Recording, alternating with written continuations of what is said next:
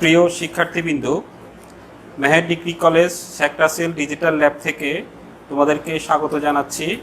আমি মোহাম্মদ জিয়াউদ্দিন চৌধুরী, সহকারী অধ্যাপক, পদার্থবিজ্ঞান বিভাগ। প্রিয় শিক্ষার্থী, আজকে আমরা তোমাদের বিএসসির দ্বিতীয় বর্ষের তৃতীয় পত্রের থেকে আমরা ক্লাসটা নিব। প্রিয় শিক্ষার্থী, আমরা বিএসসির দ্বিতীয় বর্ষের তৃতীয় পত্র থেকে তোমাদেরকে আলোচনা করব। তো প্রিয় শিক্ষার্থী, আশা করি তোমরা সবাই ভালো আছো। তোমরা যদি একটা জিনিস একটু খেয়াল করে দেখো, আমাদের আশেপাশেই কিন্তু অসংখ্য গ্যাস আছে, গ্যাসগুলো ছুটাছুটি করে। অত্যন্ত চমৎকার যে জিনিসটা, সেটা হলো আমরা যে কঠিন পদার্থের অণুগুলো আমাদের কাছে কিন্তু মনে হয় যে তারা স্থির আছে। তো তোমরা যদি একটু খেয়াল করে দেখো, আসলে -273°C তাপমাত্রার ঊর্ধ্বে যে কোনো তাপমাত্রায় গ্যাসের অণুগুলো কিন্তু তোমার ছোটাছুটি করে থাকে। তাহলে কঠিন পদার্থের অণুগুলিও দেখা যায় যে তাদের নিজ অবস্থানে থেকে তারা ছোটাছুটি করে। তাহলে আমরা যে জিনিসটা দেখলাম আমাদের আশেপাশে, আমরা অবজার্ভ করে তোমার যেটা দেখলাম যে আমাদের আশেপাশে গ্যাসের অণুসমূহ তোমাকে ছুটাছুটি করে। তো ছুটাছুটি করলে কি হয়? তাদের মধ্যে সংঘর্ষ হয়, সংঘর্ষের ফলে তোমার কি উৎপন্ন হয়? তাপ উৎপন্ন হয়। এই যে গ্যাসের যে আশেপাশে অণুগুলো ছুটাছুটি করার ফলে তাদের মধ্যে সংঘর্ষ হয়, সংঘর্ষের ফলে যে তাপ উৎপন্ন হয়, এটাকে বিজ্ঞানের ভাষায় আমরা এটাকে বলি গতিতত্ত্ব। তো আজকে আমরা যেই চ্যাপ্টারটা আমরা তোমার আলোচনা করব সেটা হলো গ্যাসের গতিতত্ত্ব।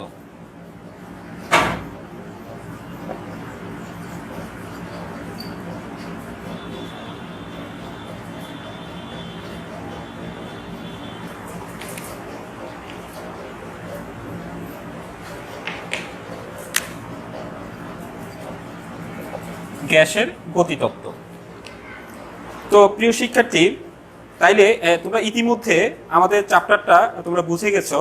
এখানে আসলে এই যে গ্যাসের অণুগুলো ছুটাছুটি করলে যে তাপ উৎপন্ন হয়, এই জিনিসগুলি নিয়ে তোমাকে আলোচনা করবে। মানে অণুগুলোর গতিশীলতা এবং তাদের মধ্যে তাপের ফলে যেই সম্পর্কটা, এই চ্যাপ্টারে তোমাকে সেগুলো নিয়েই আমরা এখানে আলোচনা করা হবে। তোমরা জানো বিখ্যাত বিজ্ঞানী বার্নৌলি। তো বার্নৌলি কি করছে? এই গতিতত্ত্বের সাহায্যে আমাদের গ্যাসের যে সূত্রগুলি আছে সেগুলো প্রমাণ করছে বিজ্ঞানী বার্নৌলি।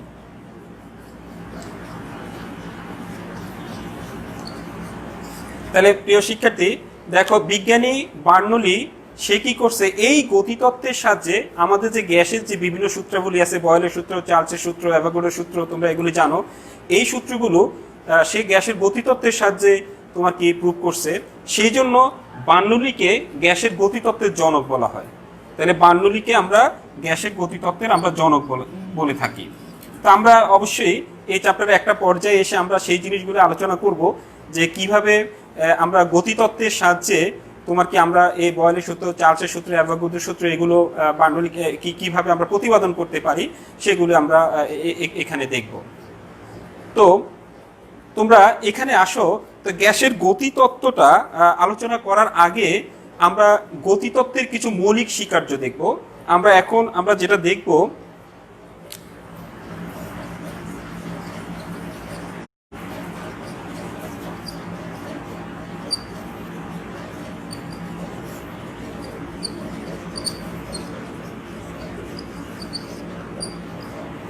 আমরা গ্যাসের গতিতত্ত্বের মৌলিক স্বীকার্য দেখব। তো প্রথমেই প্রশ্ন যেটা আছে যে আসলে গ্যাসের গতিতত্ত্বের মৌলিক স্বীকার্য জিনিসগুলি আসলে কি। তো গতিতত্ত্বটাকে আমরা প্রতিষ্ঠিত করার জন্য আগে কতগুলো আমাদের পূর্বের কতগুলো শর্ত আমরা মেনে নিই। যে গতিতত্ত্বটাকে আমরা প্রতিষ্ঠিত করার জন্য আমরা আগে কতগুলো শর্ত আমরা মেনে নিই। সেই শর্তগুলিকে আমরা বলি কি গ্যাসের গতিতত্ত্বের মৌলিক স্বীকার্য। তাইলে শর্তগুলো কি? তোমরা একটা জিনিস দেখো যে গ্যাসের অণুগুলো অনেকগুলো কণার সমন্বয়ে গঠিত। তো প্রথম যেটা, যে এই কণাগুলোকে আমরা বলছি কি অণু। এবং দ্বিতীয় যে স্বীকার্য আমরা যদি বলতে চাই সেটা হলো, দেখো অণুগুলো যখন ছুটাছুটি করে দুটি সংঘর্ষের মধ্যবর্তী সময়ে অণুগুলো সরল রেখায় চলে। দুটি সংঘর্ষের মধ্যবর্তী সময়ে অণুগুলো সরল রেখায় চলে। তাহলে এই যে দুটি সংঘর্ষের মধ্যবর্তী সময়ে অণুগুলো যে সরল রেখায় চলে, সেই জন্য তারা নিউটনের সূত্রগুলো তোমার কি মেনে চলে। আর তৃতীয় যে স্বীকার্যটা আমরা যেটা বলতে চাই, তোমরা জানো একই গ্যাসের অণুসমূহ একই রকম, কিন্তু বিভিন্ন গ্যাসের অণুসমূহ বিভিন্ন। এই কথাটার মানেটা কি তোমরা জানো যে আমরা যদি তোমার কি হাইড্রোজেন নিই, তুমি একটা জিনিস দেখবা যে সবগুলো হাইড্রোজেন কিন্তু একরকম। আমরা যদি অক্সিজেন নিই, সবগুলো অক্সিজেন একরকম। আমরা যদি কার্বন ডাইঅক্সাইড নিই, সবগুলো কার্বন ডাইঅক্সাইড একরকম। তার মানে একই গ্যাসের অণুসমূহ একই রকম, কিন্তু বিভিন্ন গ্যাসের অণুসমূহ তোমার কি আমার বিভিন্ন রকম। যেমন হাইড্রোজেন আর অক্সিজেন কিন্তু একই রকম নয়। তাহলে এইটাই আমি তৃতীয় যে স্বীকার্য আমি যেটা বলছি, যে আমরা যেটা বলি যে একই গ্যাসের অণুসমূহ একই রকম, কিন্তু বিভিন্ন গ্যাসের অণুসমূহ তোমার কি আমার বিভিন্ন। চতুর্থত দেখো, আমরা যে স্বীকার্যটা আমরা বলতে চাই, চতুর্থত পাত্রের আয়তনের তুলনায় অণুগুলোর আয়তনটাকে নগণ্য বিবেচনা করা হয়। মানে অণুগুলোর আয়তনটা নগণ্য, মানে এটা অত্যন্ত ক্ষুদ্র বা এটা বিবেচনাযোগ্য না, এরকম বিবেচনা করা। পাত্রের আয়তনের তুলনায় গ্যাসের অণুগুলোর আয়তনকে অত্যন্ত নগণ্য বিবেচনা করা হয়।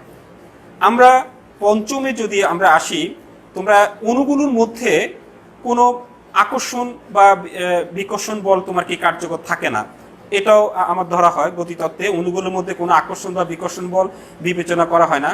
অণুগুলো যখন ছুটাছুটি করে, পরপর দুইটা সংঘর্ষের মধ্যে সে যেই দূরত্ব অতিক্রম করে, এটাকে আমরা বলছি কি মুক্ত পথ। তো অণুগুলো এটা আমরা যেমন আরো বলতে পারি, স্বীকার্যের মধ্যে অণুগুলো যখন ছুটাছুটি করে তখন তারা নিজেদের মধ্যে যেমন সংঘর্ষে লিপ্ত হয়, তারা পাত্রের দেওয়ালের গায়েও তোমার কি সংঘর্ষ লিপ্ত হয়। এখানে আমরা যেটা খেয়াল রাখতে হবে, এই যে দেওয়ালের গায়ে তারা যে সংঘর্ষে লিপ্ত হয়, এই সংঘর্ষগুলো স্থিতিস্থাপক সংঘর্ষ হয়। স্থিতিস্থাপক সংঘর্ষের ক্ষেত্রে আমরা যেটা বুঝবো যে তাদের আসলে ব্যাগের মান এগুলো তোমার কি আমার পরিবর্তিত হয় না, তাদের ভরবেগটা সেম থাকে। এটা আসলে স্থিতিস্থাপক সংঘর্ষের ক্ষেত্রে হয়। তো প্রিয় শিক্ষার্থী, আমরা যেটা দেখলাম যে গ্যাসের গতিতত্ত্বের মৌলিক স্বীকার্য, যেগুলো গতিতত্ত্বটাকে প্রতিষ্ঠিত করার জন্য আমরা পূর্বে যে শর্তগুলো নির্ধারণ করছি, যেগুলো আমি এতক্ষণ আলোচনা করলাম, সেটা ছিল গ্যাসের গতিতত্ত্বের মৌলিক স্বীকার্য। আশা করি তোমরা এই জায়গাটা তোমরা বুঝতে পারছো। তো আসো এখন আমরা যেটা নিয়ে আলোচনা করব, যেটা তোমরা অবশ্য ইন্টারও পড়ছো, বাস্তব গ্যাস।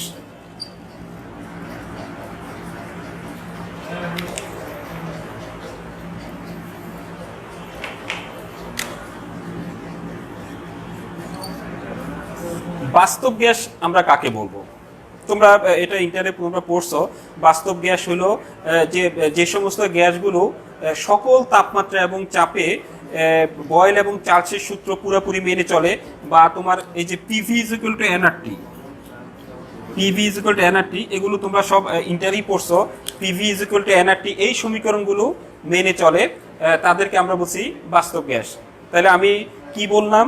বাস্তব গ্যাসটা হলো কি, যে সমস্ত গ্যাসগুলো সকল তাপমাত্রা এবং চাপে বয়েল এবং চার্লসের সূত্র এবং পিভি ইকুয়াল টু এনআরটি, এই সমীকরণটাকে পুরোপুরি মেনে চলে, তাদেরকে আমরা বলছি কি, তাদেরকে আমরা বলছি বাস্তব না, আদর্শ গ্যাস। এটা হবে, দুঃখিত, তাদেরকে আমরা বলবো আদর্শ গ্যাস। তাদেরকে আমরা বলবো কি, আদর্শ গ্যাস। তাইলে এখন দেখো, তোমরা কিন্তু যেটা খেয়াল করবা, বাস্তবে তোমরা এমন কোনো গ্যাস পাবা না যারা তোমার কি আদর্শ গ্যাসের মতো আচরণ করবে। মানে সকল তাপমাত্রা এবং চাপে তারা বয়েল এবং চার্লসের সূত্র মেনে চলবে, পিভি ইকুয়াল টু এনআরটি মেনে চলবে। বাস্তবে এমন কোনো গ্যাস তোমার কি আমার পাওয়া যাবে না। তবে নিম্ন চাপে উচ্চ তাপমাত্রায়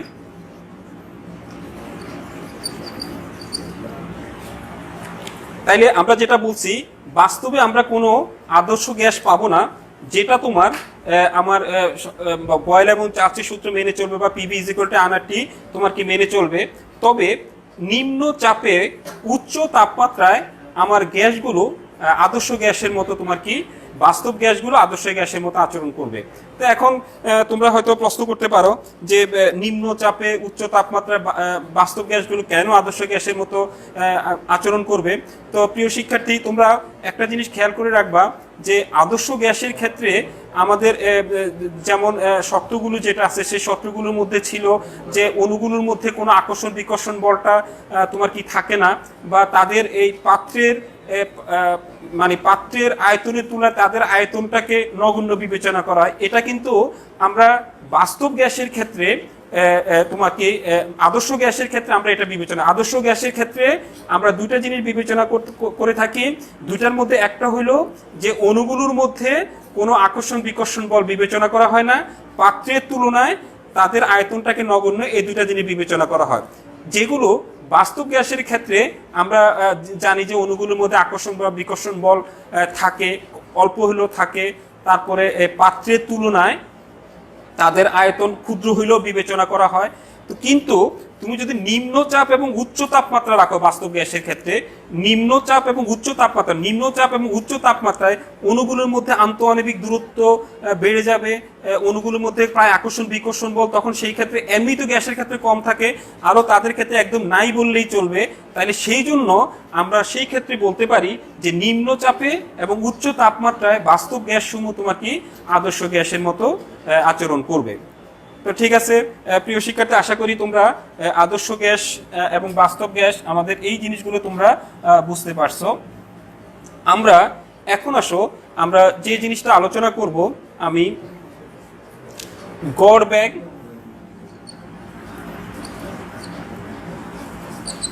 গড় বর্গবেগ, গড় বর্গবেগের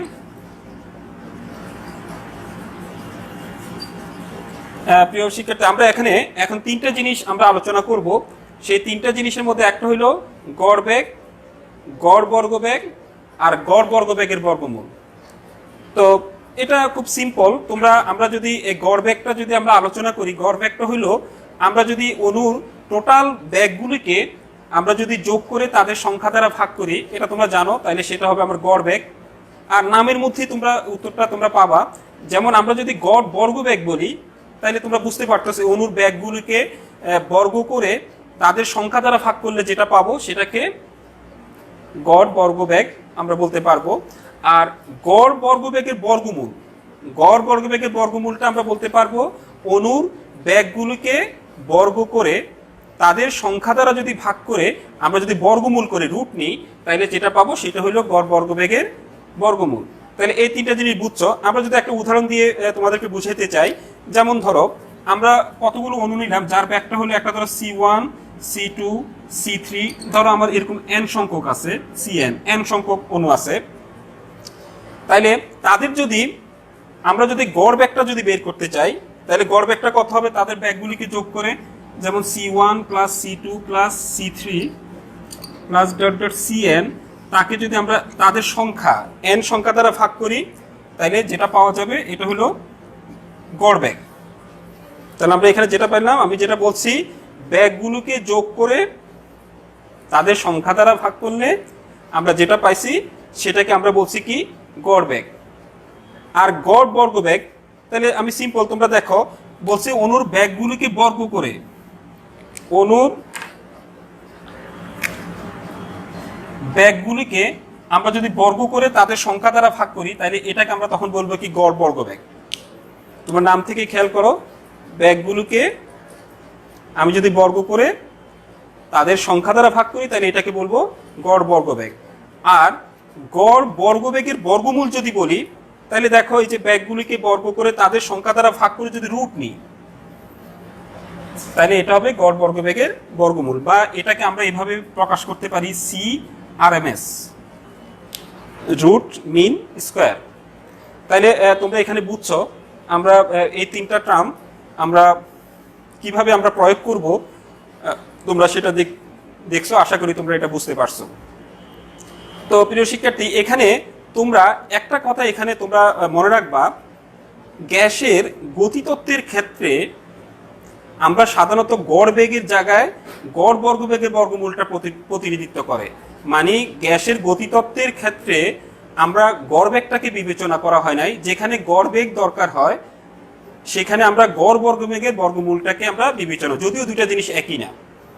তো এটা একটু মনে রাখতে হবে, আমরা গ্যাসের গতিতত্ত্বে যেখানেই গড় বেগের প্রয়োজন হবে সেখানেই আমরা গড় বর্গবেগের বর্গমূলটাকে বিবেচনা করা হয়। তো এই পর্যন্ত আমরা এই জিনিসগুলো দেখলাম।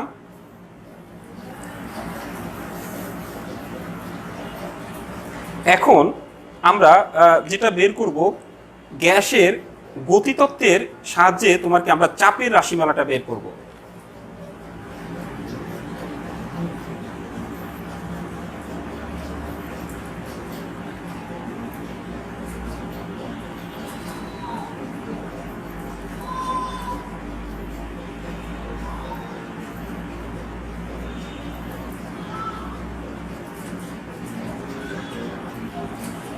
আমরা এখন যেটা আলোচনা করব, গ্যাসের গতিতত্ত্বের সাহায্যে তোমাকে আমরা চাপের রাশিমালাটা বের করব। তো আসো আমরা গতিতত্ত্বের সাহায্যে চাপের রাশিমালাটা বের করতে গিয়ে আমরা একটা ঘনক বিবেচনা করি।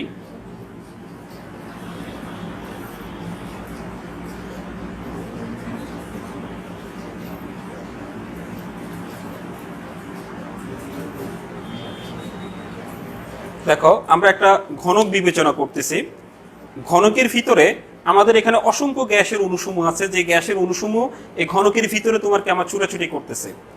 তো তোমরা এটা বুঝতে পারতেছো, এটা যেটা একটা 3 ডাইমেনশনাল কেস, এটা যেটা একটা ত্রিমাত্রিক ব্যবস্থা, তাহলে এখানে অণুগুলো যখন ছুটাছুটি করে তার 3টা অক্ষ বরাবর তার মান পরিবর্তন হবে। মানে 3টা অক্ষ বরাবর মানে এক্স অক্ষ বরাবর, ওয়াই অক্ষ বরাবর এবং জেড অক্ষ বরাবর। এখন আমরা ঘনকের ভিতরে অসংখ্য গ্যাসের অণুসমূহের মধ্যে আমরা একটা অণুকে আমরা বিবেচনা করি। যেমন ধরো আমি যদি এখানে একটা অণু ধরো, আমি ধরলাম এখানে C1,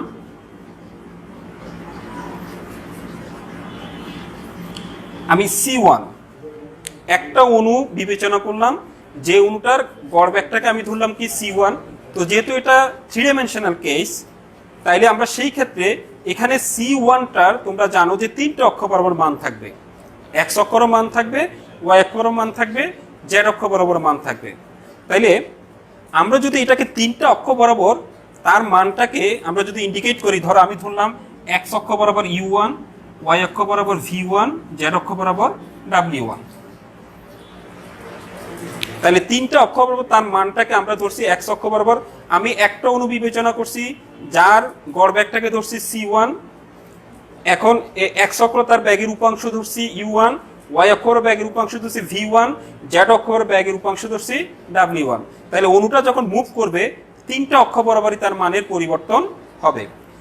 কিন্তু আমাদের এখানে সুবিধার্থে আমরা আপাতত প্রাথমিক অবস্থা তার একটা অক্ষ বরাবর মানের পরিবর্তনটাকে বিবেচনা করব।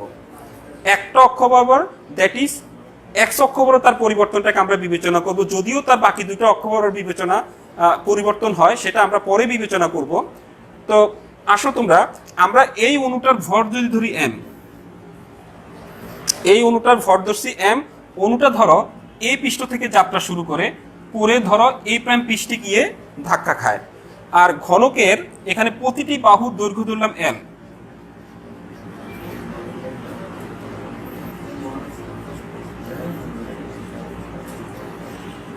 প্রতি অণুর ভর ধরলাম n।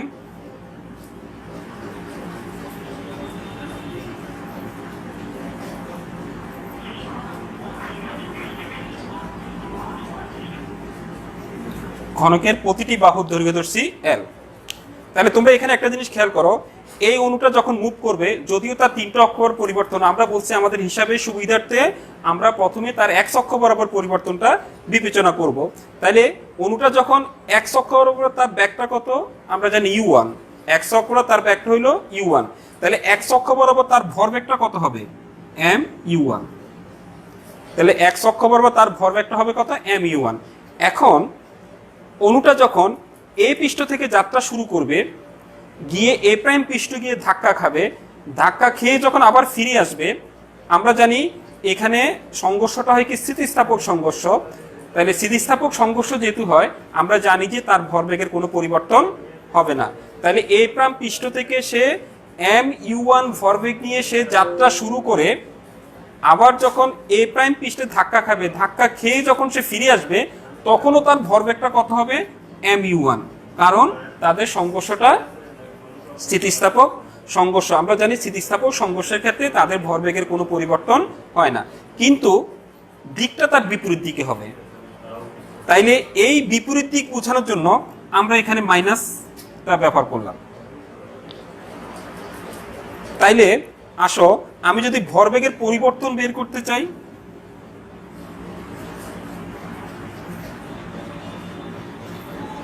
ভরবেগের পরিবর্তন বের করতে চাই, তাহলে আমার কত হবে? mu1 মাইনাস mu1, এটা আমার ভরবেগের পরিবর্তন। তাহলে এটা ক্যালকুলেশন করলে আমার কত আসতেছে? 2mu1। তাহলে তোমরা যেটা দেখলা যে আমার এখানে ভরবেগের পরিবর্তন আমার বের করলাম 2mu1। এখন আমরা যদি ভরবেগের পরিবর্তনের হারটা বের করতে চাই, তা হার বের করতে হলে তোমরা জানো সময় দিয়ে ভাগ করতে হবে। এখন আমি যেটা বের করতে চাই যে এ পৃষ্ঠ থেকে এ প্রাইম পৃষ্ঠে যেতে, এ পৃষ্ঠে থেকে এ প্রাইম পৃষ্ঠে যেতে তার টোটাল কত সময় লাগে, সে সময়টা আমরা বের করতে চাই। তো তোমরা এটা জানো, সময় যদি বের করতে আমরা জানি s is equal to vt, তাহলে t is equal to s by v। তাইলে t ইজ ইকুয়াল টু আমার হলো s বাই v। দূরত্বকে আমরা যদি ব্যাগ দ্বারা ভাগ করি, তাহলে আমরা সেখানে সময় পাবো।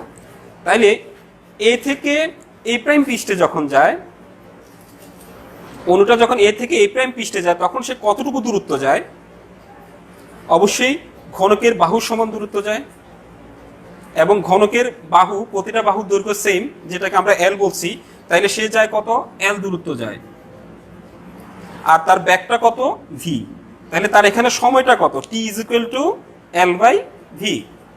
তাহলে আমরা এখান থেকে এখানে যেতে তার সময় লাগে এল বাই ভি। তাহলে আমরা যদি ভরবেগের পরিবর্তনের হারটা বের করতে চাই,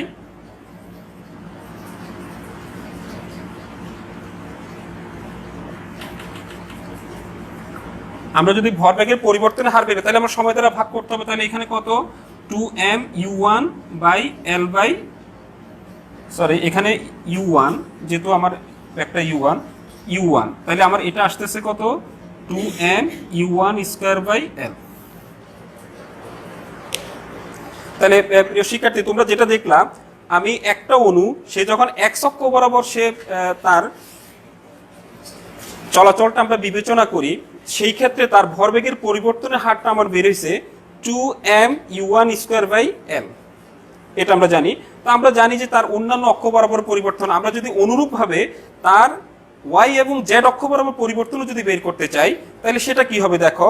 তাহলে তোমরা এখানে খেয়াল করে দেখো, আমার x অক্ষ বরাবর পরিবর্তন যেহেতু 2mu1 স্কয়ার বাই এল, তাহলে y অক্ষ বরাবর তার ব্যাগের উপাংশটা কোনটা? আমার এখানে v1।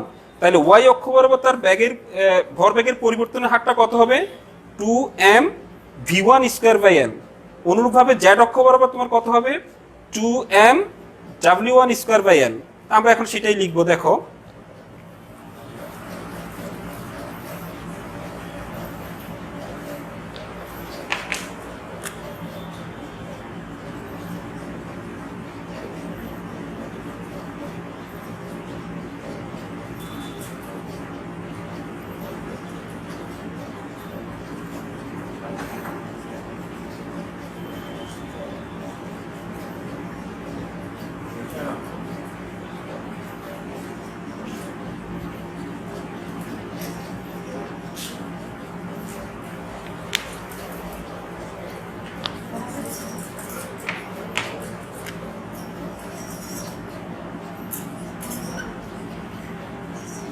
তাহলে দেখো, আমরা ওই জিনিসটাই লিখলাম যে অনুরূপভাবে আমরা যদি সিমিলারলি এটার মতো যদি আমরা বিবেচনা করি, তাহলে yz অক্ষ বরাবর তার ভরবেগের পরিবর্তনের হার হবে এই দুইটা। তাহলে এখন যদি আমরা টোটাল একটা অণুর কথা যদি বিবেচনা করি, তাহলে এই একটা অণুর তার তিনটে অক্ষ বরাবর তার ভরবেগের পরিবর্তনটা কত হবে? তাহলে আমরা যদি এখন যদি সেটা লিখি, দেখো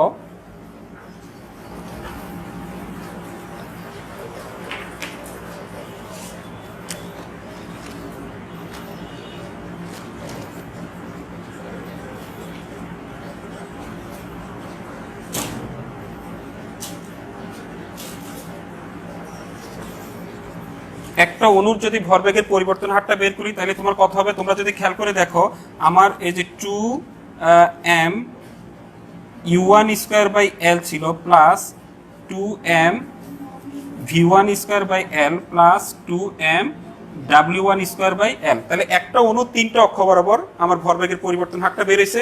আমরা যদি এখান থেকে কমন নিই 2ml u1 square plus v1 square plus w1 square, এটা আমরা লিখতে পারি। তো প্রিয় শিক্ষার্থী, তোমরা যদি একটা জিনিস খেয়াল করো, আমরা প্রথমে যেটা পড়ছি যে গড় বর্গবেগের বর্গমূলটা, আমরা একটা অণুর জন্য যদি গড় বর্গবেগের বর্গমূলটা বের করি তাহলে আমাদের কি হবে, c1 square is equal two u1 square plus v1 square plus w1 square. আমরা এটা জানি, আমরা এটা আজকে শুরুতেই পড়ছি।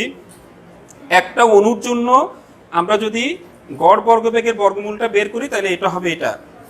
তো এই মানটা যদি আমরা এখানে বসাই তাহলে আমাদের এখানে কত আসতেছে, 2ml c স্কয়ার, বা একটা অণুর জন্য c1 স্কয়ার। আশা করি তোমরা এ পর্যন্ত বুঝছো। আমরা যেটা বের করছি একটি অণুর জন্য ভরবেগের পরিবর্তন, আর অবশ্যই এটা আমরা তিনটা অক্ষ বরাবর তোমার কি বের করছি। এখন যদি সবগুলো অণুর জন্য যদি আমরা বিবেচনা করি তাহলে সবগুলো অণুর জন্য বিবেচনা করলে তোমরা দেখছো এখানে একটা অণুর জন্য যদি c1 আসছে তাহলে দ্বিতীয় অণুর জন্য হবে কত, 2ml c2 স্কয়ার, তৃতীয় অণুর জন্য হবে 2m c3 স্কয়ার, এরকম n সংখ্যক অণুর জন্য হবে cn স্কয়ার। তাহলে আমরা যদি এখন n সংখ্যক অণুর জন্য যদি বিবেচনা করি,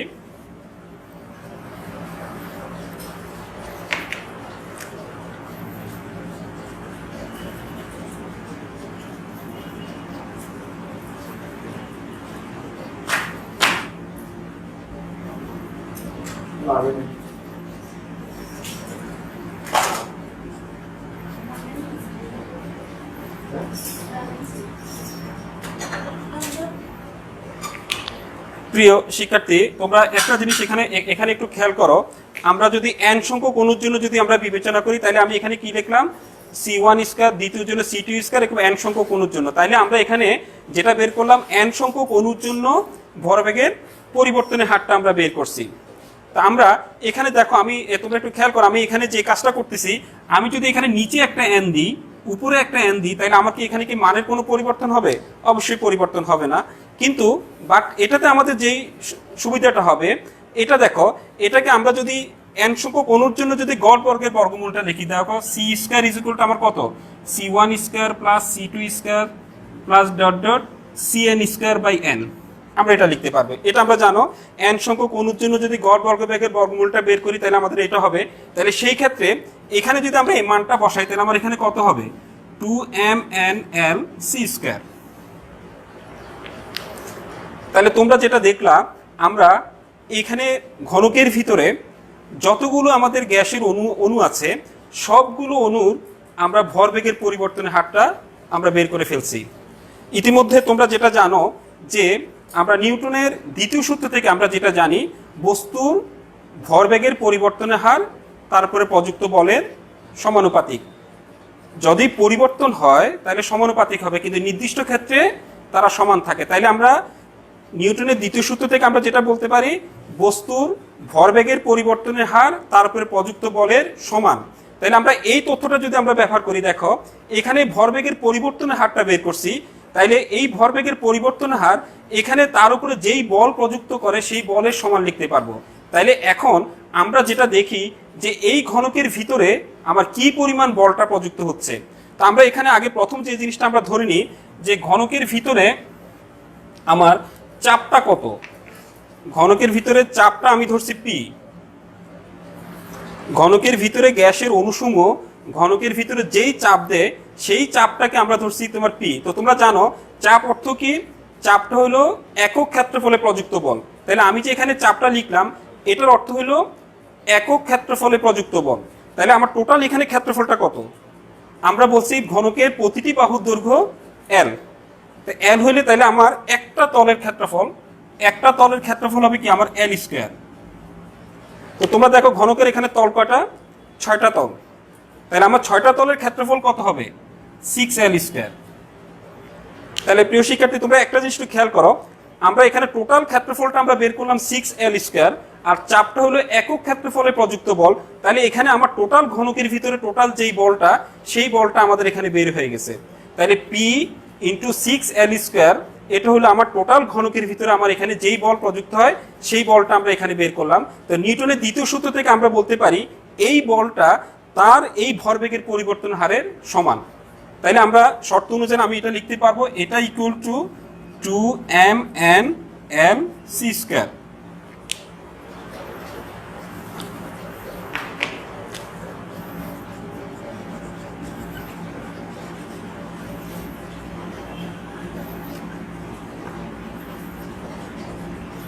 তাহলে নিউটনের দ্বিতীয় সূত্র থেকে আমরা এটা লিখতে পারি যে এফ টোটাল বলটা তার ভরবেগের পরিবর্তনের হারের সমান।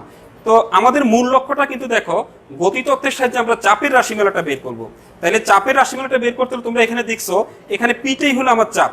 তাহলে আমরা পিটাকে যদি এক পাশে রাখি, বাকিগুলো যদি অন্য পাশে নিয়ে যাই, তাহলে সেটা হবে তোমার কি আমার চাপের রাশিমালা। তো তোমরা একটু দেখো, আমরা যদি এটাকে ক্যালকুলেশন করি, P is equal two 2mn, আমরা যদি 6L² এখানে নিয়ে আসলাম ইন্টু L/c²,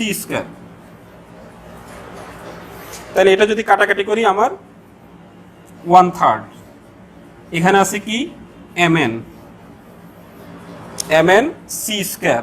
আর তোমরা এখানে দেখো L3, তো তোমরা একটা জিনিস দেখো L3 সমানটা কি, দৈর্ঘ্য প্রস্থ উচ্চতা তিনটা, তাহলে আমরা এটাকে L3 সমান লিখতে পারি আয়তন ভি।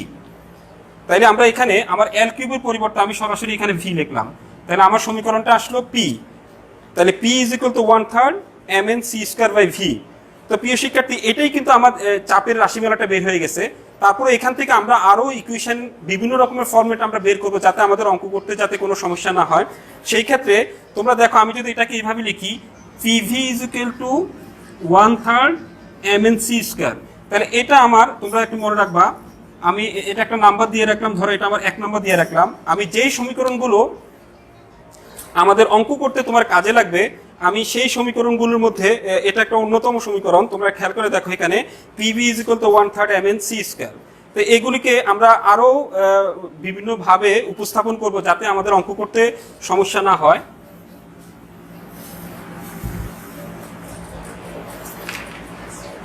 তোমরা এখানে দেখো আমার এমটা হলো, দেখো আমার একটা অণুর ভর। আমি তোমাদেরকে প্রথমে বলছি এমটা আমার একটা অণুর ভর, আর এনটা হলো কি, অণুর সংখ্যা। এনটা হলো অণুর সংখ্যা, তাইলে আমরা এখানে এই দুটা গুণ করলে আমরা অণুর মোট ভর এম, এটা আমরা লিখতে পারি, অণুর মোট ভর এটা আমরা লিখতে পারি। তাহলে আমরা যদি এখানে বসাই, তোমরা দেখো PV is equal two 1/3 mn এর পরিবর্তে আমরা দিলাম ক্যাপিটাল M c²। তাহলে আমরা যদি এটাকে লিখি p is equal two 1/3 m/v/c²। তোমরা জানো একক আয়তনের ভরকে আমরা কি বলি, ঘনত্ব বলি। একক আয়তনের ভরকে ঘনত্ব বলি। তাহলে আমরা m/v সমান আমরা এখানে লিখতে পারবো রো c²। এটাও একটা সমীকরণ, আমাদের ইম্পর্টেন্ট সমীকরণ, তোমরা এটা খেয়াল রাখবা, যেটা আমাদের অঙ্ক করতে এই সমীকরণটা আমরা সরাসরি ব্যবহার করব। এখান থেকে আমরা আরেকটা ইম্পর্টেন্ট সমীকরণ,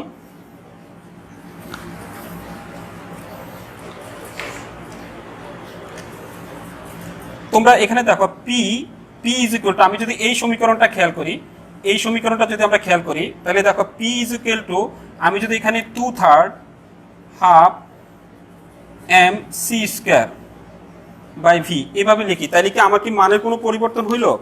দেখো আমার এখানে 2 কাটা চলে যায়, তাহলে আমাদের এখানে কোনো মানের পরিবর্তন হয় নাই। কিন্তু এখানে আমাদের একটা জিনিস হলো কি, দেখো আমরা জানি E is equal two 1/2 mc², মানে ই গতিশক্তি, E is equal two 1/2 mc², E is equal two 1/2 mc²। আমরা যদি এই মানটা যদি এখানে বসাই, তাহলে আমার আসতেছে কি 2/3 ev, এটা লিখতে পারি। তাহলে এখান থেকে আমরা একটা কনক্লুশন আসতে পারি, এটা আমি 3 নম্বর সমীকরণ দিলাম। এখান থেকে তোমরা একটা কনক্লুশন আসতে পারো যে কোনো গ্যাসের অণুগুলোর চাপটা একক আয়তনে, কোনো গ্যাসের অণুগুলোর একক আয়তনে চাপটা তার গতিশক্তির 2/3। আমরা এখান থেকে যে কনক্লুশন আসতে পারি, কোনো গ্যাসের একক আয়তনে চাপটা তার গতিশক্তির 2/3। তাহলে এখান থেকে আমরা এই একটা সমীকরণ তোমার কি আমরা এখানে এস্টাবলিশ করতে পারি, এটা আমরা একটু মনে রাখবো। তো এখানে আরেকটা জিনিস দেখো, আরেকটা সমীকরণ যদি আমরা যাই, তোমরা এই যে এই জিনিসটা যদি আমরা খেয়াল করি, এই সমীকরণটা যদি খেয়াল করি, তোমরা আবার জানো PV is equal two RT, PV is equal two nRT, PV is equal two nRT. এক মৌল গ্যাসের জন্য আমাদের হয় কি তোমার কি আরটি। তাহলে আমরা এই মানটা যদি এখানে বসাই এই সমীকরণে যদি আমরা বসাই, তাহলে আমার কথা থাকবে 1/3 mc² is equal two RT, এটা লিখতে পারবো। তাহলে c² ইজ ইকুয়াল টু আমার আসবে 3RT/m। তাহলে আমরা লিখতে পারি c² is equal two 3RT/m। এটা বা c is equal two √3RT/m। তোমরা দেখবা এটাও একটা সমীকরণ যেটা আমাদের এটাও আমরা অঙ্ক করতে তোমার কি আমরা ব্যবহার করব c is equal two 3RT/m, এটা আমরা মনে রাখবো। এখান থেকে আরেকটা জিনিস যদি তোমরা খেয়াল করে থাকো, তোমরা খেয়াল করে দেখবা এই যে 3R এবং m এই দুটা তোমার কি আমার ধ্রুবক। তাহলে এখান থেকে আমরা লিখতে পারি c প্রপোর্শনাল টু √t, এটা একটা সমীকরণ। তাইলে গড় বর্গের বর্গমূলের মানটা তার পরম তাপমাত্রার বর্গমূলের সমানুপাতিক। তো প্রিয় শিক্ষার্থী, আমরা এখানে চাপের রাশিমালার সাথে সাথে আমরা এখানে বিভিন্ন সমীকরণগুলো তোমাকে আমরা এখানে প্রতিপাদন করছি, যেগুলো অঙ্ক করতে আমাদের সাহায্য করবে, এবং পরবর্তী ক্লাসে আমরা এগুলোর অঙ্কগুলো করার চেষ্টা করব। তো আশা করি তোমরা সবাই এটা বুঝছো। তোমাদের যদি কারো বোঝার সমস্যা থাকে, এটা আমাদের সাথে যোগাযোগ করতে পারো। আজকে এই পর্যন্তই, সবাইকে ধন্যবাদ জানিয়ে আজকের ক্লাস এখানে শেষ করলাম। ধন্যবাদ সবাইকে।